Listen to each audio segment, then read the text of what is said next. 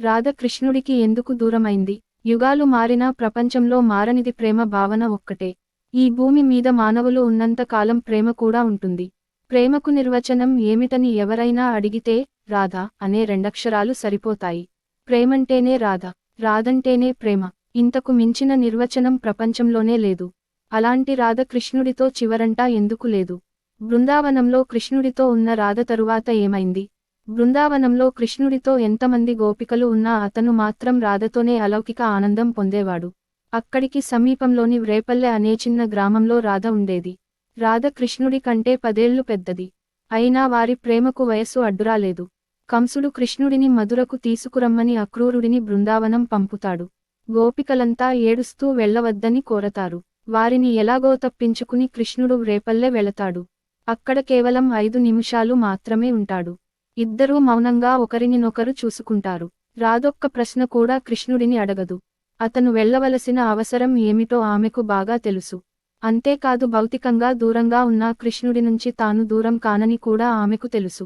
వారిద్దరి మనసులు ఎప్పుడో కలిసిపోయాయి. అలాంటప్పుడు మాటలతో వారికేం పని?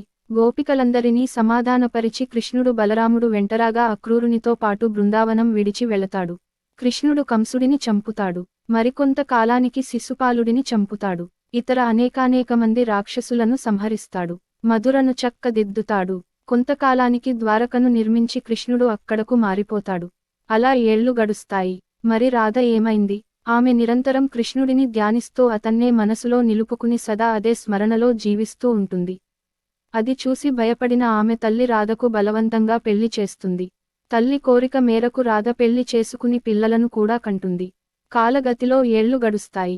రాధ పిల్లలు పెద్దవుతారు. పెళ్లిళ్ళు కూడా జరుగుతాయి. రాధకు వయస్సు పైబడి బలహీనపడుతుంది. ఆ స్థితిలో చనిపోయేలోగా కృష్ణుడిని చూడాలని రాధ బలంగా భావిస్తుంది. రాత్రికి రాత్రి ఇల్లు విడిచిపెట్టి కాలినడకన ద్వారక చేరుతుంది. ఎలాగో కృష్ణుడిని కలుసుకుంటుంది.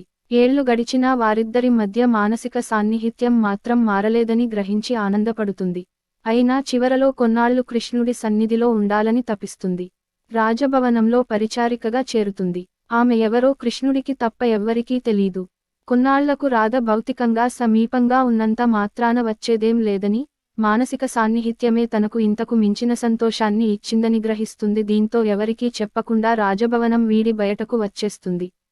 వయసు మీద పడటం, శారీరక దుర్బలత్వం రాధను వివసురాలిని చేస్తాయి. తనకు అంత్య గడియాలు సమీపించాయని గ్రహిస్తుంది. ఆ స్థితిలో ఆమె ముందు కృష్ణుడు ప్రత్యక్షమవుతాడు. తన దివ్య కరస్పర్శతో ఆమెను పునీతురాలిని చేస్తాడు. ఆమె ఆఖరి కోరిక ఏమైనా ఉంటే చెప్పమని కోరతాడు. నీ స్పర్శతోనే అన్ని కోరికలు తీరిపోయాయని, దివ్యదర్శనం జరిగిందని అంటుంది. అయినా బలవంతపెట్టటంతో చివరిసారి మరలీగానం వినాలని కోరుతుంది. ఆమె కోసం కృష్ణుడు ప్రత్యేకంగా ఎన్నడూ ఎవరూ వినని దివ్య విశ్వగానం వినిపిస్తాడు. దాంతో భవబంధాలన్నీ తీరిపోయి రాధ కృష్ణుడిలో ఐక్యమవుతుంది. ఆమె కోసం వాడిన వేణువును మళ్లీ వాడనని కృష్ణుడు దాన్ని విరిచిపడేసి అక్కడి నుంచి తన నివాసానికి వెళ్ళిపోతాడు.